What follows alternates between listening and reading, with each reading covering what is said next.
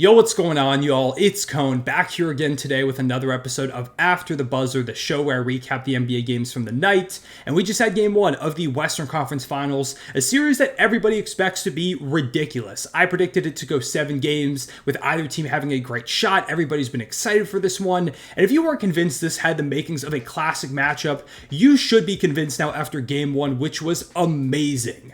There was no big lead. The two teams were close for a lot of the night. Minnesota did lead for a majority of the game, but Dallas was always within striking distance, and in the late third quarter, beginning of the fourth, they really fought back, went on this big run, took a pretty substantial lead, leading by 8, but then Minnesota went on a run of their own. They traded clutch buckets down the stretch. Stars showed up. Role players were fantastic. Big-time defensive moments from these two lockdown units. It was incredible. There was even drama at the end with Mike Conley having the chance to hit some free throws after getting fouled on a 3. He made the first, missed the second, so he was forced to try and miss the last one on purpose to go ahead and get a 3. They weren't able to do so, and the Dallas Mavericks steal game 1 in Minnesota, taking home court advantage 108-105. Actually, the first game 1 win in the Jason Kidd era here in Dallas. To the surprise of nobody, the biggest reason as to why they won this game was their star duo, Kyrie Irving, Luka Doncic, one of the most talented offensive duos we've ever seen, one of the best duos in the NBA period. They put on a clinic in this game, and they did it in their typical fashion, but reversed, because usually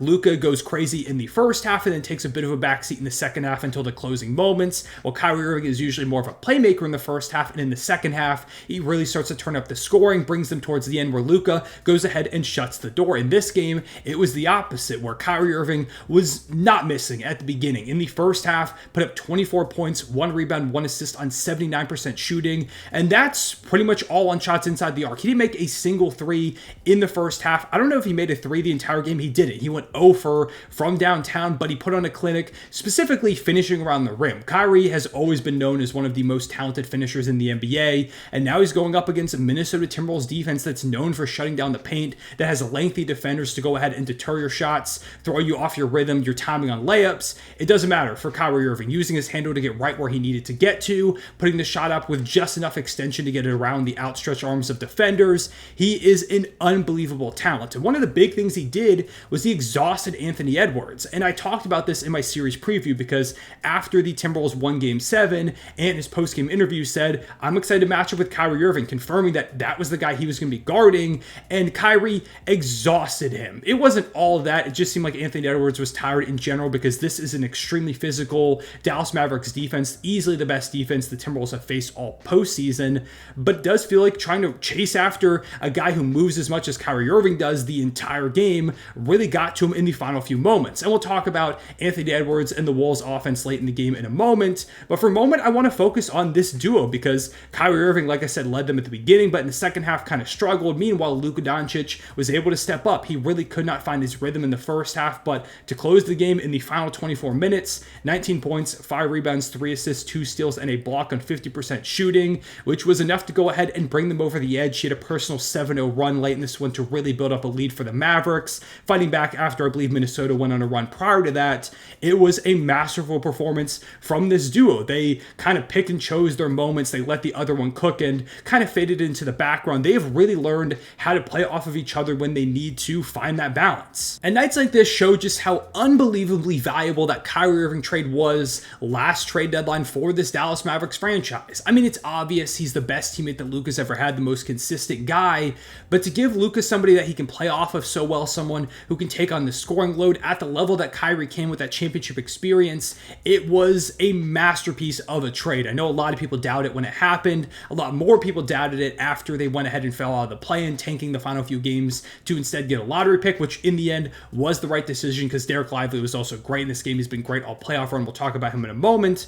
But coming into the season, people doubted the duo, not sure if it could succeed, if they were going to be great as a defensive backcourt, if it could be enough to bring the Mavericks to championship contention. And here they are, 3 wins away from making the NBA Finals for the first time in over a decade because of these two guys. When Luka's off, Kyrie can go ahead and take over. When Kyrie starts to really struggle and they focus in on him, Luka can go ahead and step up. They are just this perfect balance on that offensive end. And credit to both of them as well. They've really bought in defensively, because if they were just being these offensive juggernauts who didn't care about the defensive end, this thing would not work. They would not be one of the best defenses in the NBA. They wouldn't be at this point. They would not have made it this far into the playoffs. But Kyrie and Luka have have really focused up on that defensive end. Kyrie in particular, he has never been a great defender, but in this season, easily the best defense we've ever seen from Kyrie Irving. And even with Luka, who isn't still a great defender by any means, is way better than he used to be, and he puts in a ton of effort. So even if he's not scoring, he's still, of course, playmaking at an extremely high level, demanding a lot of attention, but he's also giving them a lot of effort on that defensive end,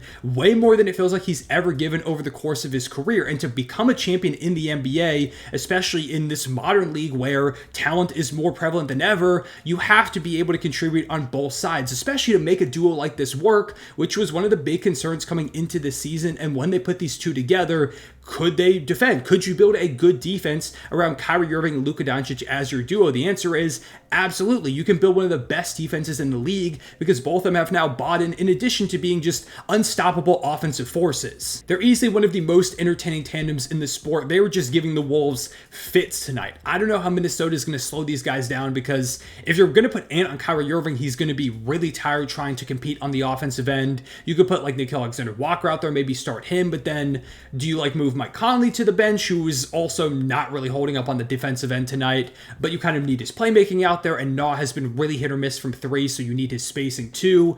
It's a tough problem. Chris mentioned that Timberwolves coaching staff are going to have to find a way to make this thing work, because in game one, the drop coverage they were running, whatever they did out there, they were just relentlessly getting cooked, especially by these two lead stars. Whether or not the Mavericks go ahead and win this series, lose it, win the finals, lose the finals, it doesn't matter. The Kyrie trade has just already been a massive success. You can tell that Luka has learned from him what it means to be a competitor at the highest level. He's talked about that in interviews. They are a great duo to go ahead and watch. And just in general, they've done such a good job building out this team, whether it was bringing Derrick Jones Jr., trading for Gafford and PJ Washington at this past deadline after the Kyrie trade the deadline before.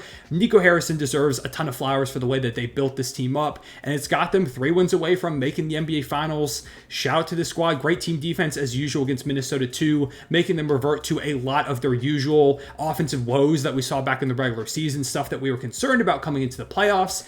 And that does leave me a little bit worried about this Timberwolves team for the rest of the series. Specifically, their top 2 scorers in Cat and Ant were really rough tonight. Anthony Edwards, 6 of 16 shooting, 19 points, 11 rebounds, 8 assists, was on triple-double watch, but did not look like himself, specifically towards the end of the game. Ant was like not even going for the ball, and Reggie Miller kept saying how tired he was. Like, we could tell that he was exhausted out there, but they need Ant to be more aggressive than that. He can't fade in those final moments. I get it if he's tired. He still has to get the ball in his hands, try to make things happen. Even if he isn't the guy scoring, has to put more pressure on the defense. And just in general, they've got to get better looks, because they went out there and settled for a ridiculous amount of threes. They shot 49 threes as a team that has a lot more size. Like, the Mavericks aren't small, but the Timberwolves are one of the biggest teams in the NBA, and they just settled for a lot of threes. We're pretty afraid to attack downhill, really never trying to challenge Dereck Lively at the rim, and a lot of that was the Mavericks' ability to just push them away and force them into those shots. They've got to attack downhill more. Cat was 6 of 20 from the floor. You can't have that from one of your leading scorers.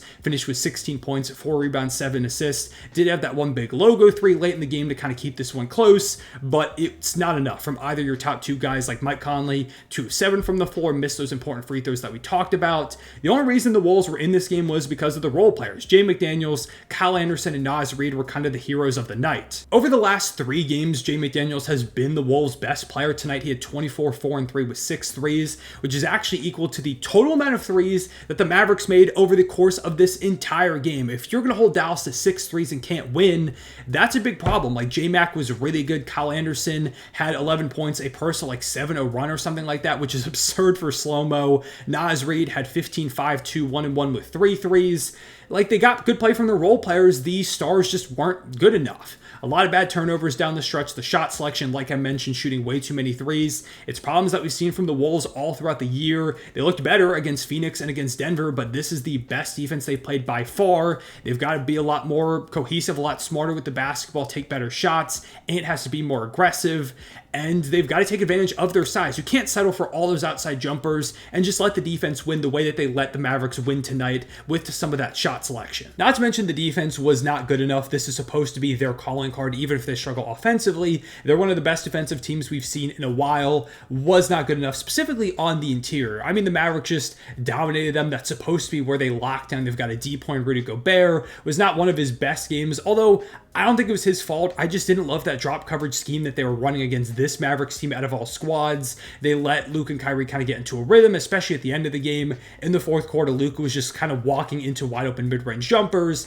It led to him getting hot, and then that was pretty much it for them. They've got to make some adjustments there. They have to figure out what to do, collapse a lot better in the non-Rudy Gobert minutes, because especially when Rudy left the court, there was no paint protection, nothing at the rim, no presence whatsoever on the interior at all. But yeah, overall, really fun game. Had a ton of fun watching this one. I can't wait for the rest of the series. I'm seeing some people say that it's all over for the Wolves already. I don't think that's the case. I think they've still got a really solid shot to go ahead and win this. They've just got to fix a lot of the execution errors, and they need a lot more from Ant and Cat, which they've played really well this entire postseason. I imagine they'll bounce back. Although, if Kyrie and Luka keep playing like this, it's going to be hard to beat Dallas. So we'll see how they respond. But for the moment, leave a like and subscribe if you enjoyed. Hit the notification bell so you don't miss out on future videos. Comment down below, what did you think about this game? What were your takeaways? And who do you have winning the series and in how many games? I appreciate you all watching. I'll see y'all later. Everyone say it back.